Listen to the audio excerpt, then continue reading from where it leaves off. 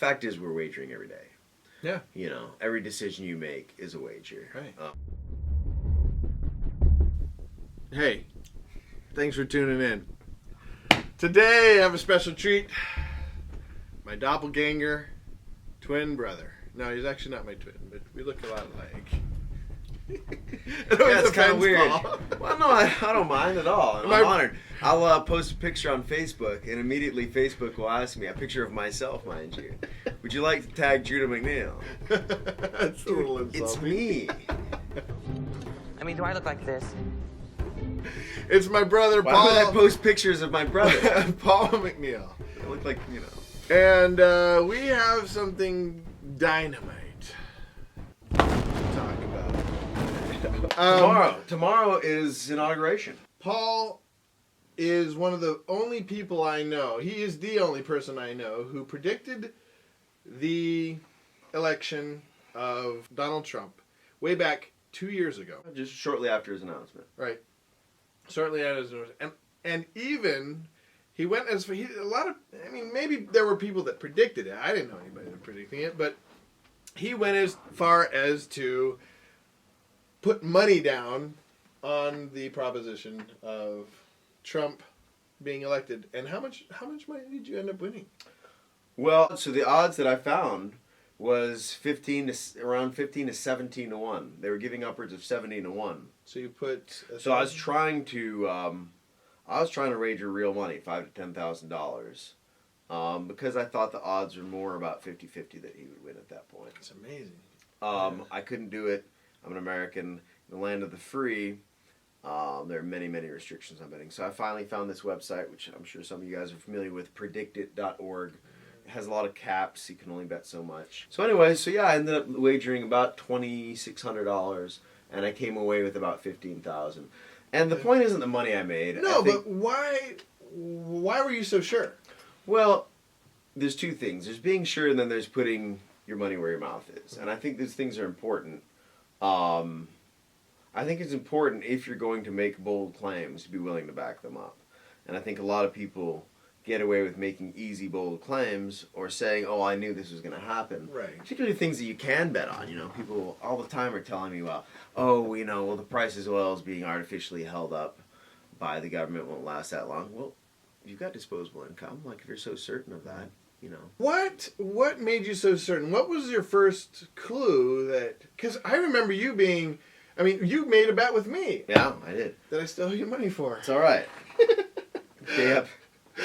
But you were absolutely sure right. back then when he wasn't even... I didn't even think he was going to get the nomination. Get the nomination. Sure. And this is where I think it's important to separate out the people who made the prediction beforehand, and I wasn't the only one, and the people who suddenly now have all these epiphanies. I went to... visited a professor recently, econ professor at MSU, and he was going to tell me, he was getting ready to sort of pontificate about, well, I'll tell you, he says to me, because he's an econ professor, and he's read people who have Nobel Prizes, you know. I'll tell you why Trump won. I said, well, did you think he was going to win? Well, no, I didn't. Then I really don't want to hear what you have to say. Because the only thing that's changed now, there's only one piece of information that's changed, that he's won. Yeah. So he had all the same information before. So if he had such brilliant insights, then why didn't they inform him before? On m'appelait le devin. The reason is because of Trump. And Trump's a singularity. He's a singularity. He really is.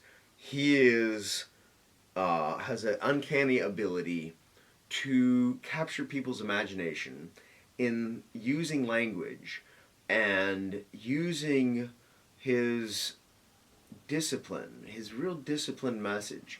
You know, it's amazing how many people talked about, he's, like my drunk uncle, and he blah, blah, blah, blah, and he says whatever's on his mind. Yeah. That man was on camera more than any other politician. Yeah. Ad-libbing, not reading from... There is a reason that people talk about going off script, being on script, that they have teleprompters. Because if you took any other politician and had them blab for 5 minutes, they would be out of politics. Yeah. It would be a nightmare. Yeah. He blabbed all day long and had live cameras on him 24/7. Well, but it wasn't as if he didn't make mistakes. You're right. It wasn't but all he was completely disciplined. intentional. He was disciplined in ways. For instance, in specific ways, he was. Well, he kept a message. He kept a message. He kept a message that was visual. Now it wasn't intellectual. What was his message? Well, he had ongoing themes. We're going to build a wall. We're going to build a wall. A wall is something concrete. You can think about it. You can wrap. Yeah, you can wrap your mind around it, right? Yeah. We're going to drain the swamp. Yeah. Man, who doesn't want to drain the swamp? Yeah. You know, and do we? Simple. Everybody knows that DC's a swamp. Mm-hmm. We all want to drain it. You know, Yeah, the only people that don't want to concrete. drain the swamp are the little goblins that are living in the swamp. Yeah. But he also, I don't know if you want to, whether it was genius or malicious, he had a way, and my friend Ford talks a lot about him being a troll, as in saying things that, you know, like somebody might troll the message board of YouTube. No, sure, he was, I mean, in some ways a troll, in that he jumped in out of context and would throw stuff out there that would change the conversation. What does a troll do? Suddenly you're having this nice conversation about, you know, sort of gender equality or whatever, and suddenly they got you talking about something that's related but off topic. He would dominate the conversation. And unlike trolls on, say, YouTube or Facebook or something like that, he was doing it, incorporating it into his plan. That's what you're talking about. There was a strategy. He has an architecture, and it wasn't complicated. A troll is just trying to drop a bomb and laugh at it. Maybe bring attention to himself. Sure, we don't know for sure.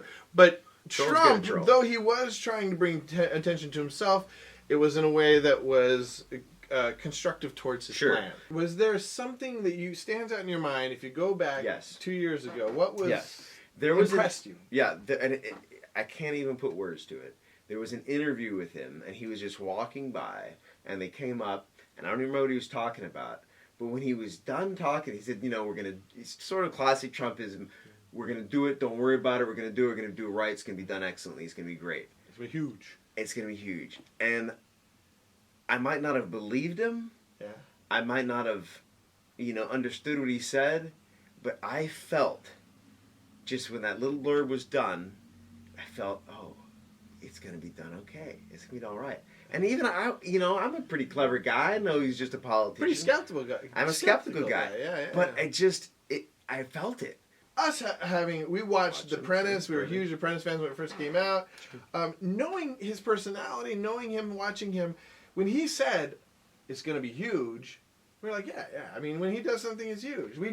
There was more than just like BS. Right. And the fact is, I mean, he's been working hard. And say what you will about Trump, and there's plenty of terrible things you can say of him, and a lot of them will probably be true. The guy's not a slacker. I'm baby stepping. I'm not a slacker. The guy's working hard. He's been working hard for 50, 60 years. And people can see that. I think even his detractors can see how hard, even the people that hate him the most, I assume, can see.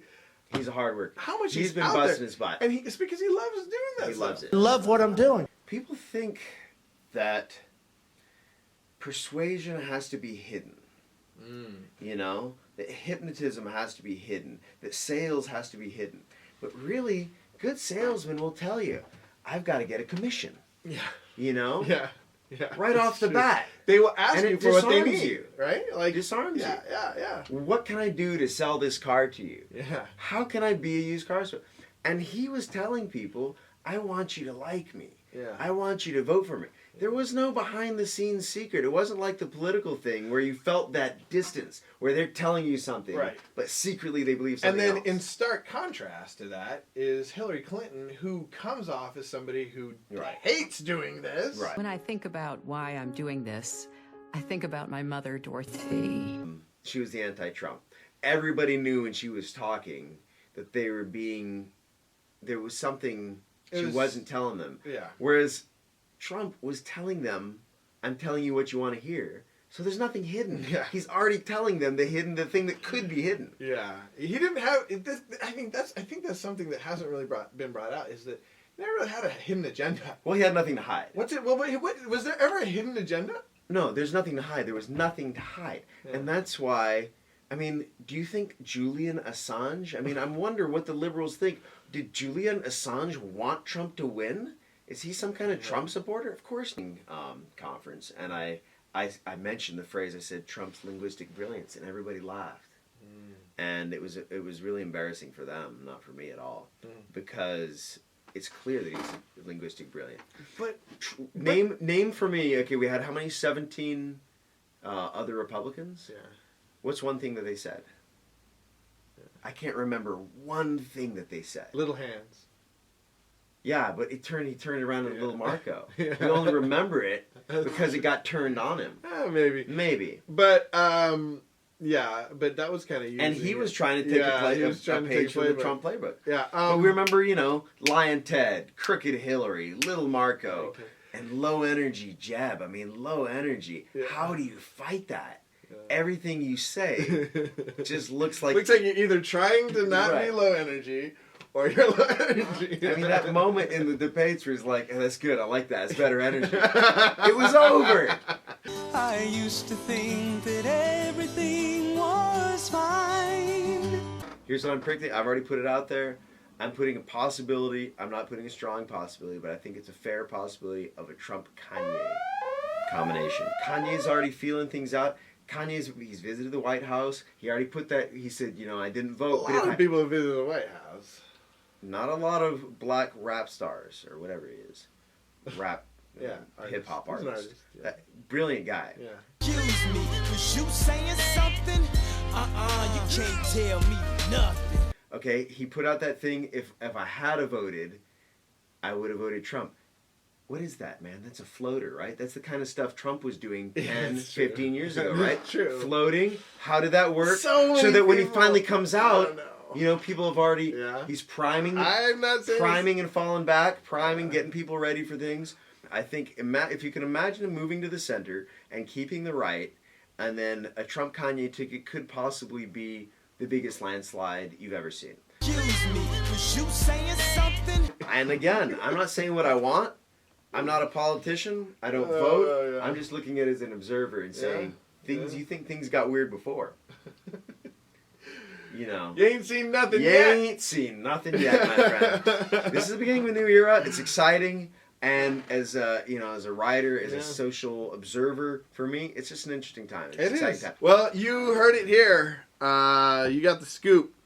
But unfortunately, this is not even a show. All right, thank you very much, Paul, for being on here. Love you, man. Love you. My brother, if you couldn't tell. Because I did say it before. Anyways, that's us signing out. Stay Trumpy.